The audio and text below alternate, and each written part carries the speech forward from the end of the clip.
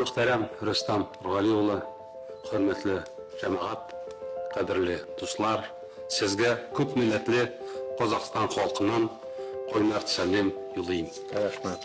Құрметті Рустам Нұрғалиұлы, қадірлі достар, тарихы тамырлас, бауырлас елге табанымыз дегеннен бастап, жылы қабылдап, құрмет көрсеткеніңіз үшін шынайы ризашылығымызды білдіріп, ынтымақ бірлігі жарасқан тұтас түркі жұртына танымал тұлға ұлы Абай елінің өздеріңізге деген ыстық сәлеммен ықыласын жеткізуге рұқсат етіңіздер. Рахмет.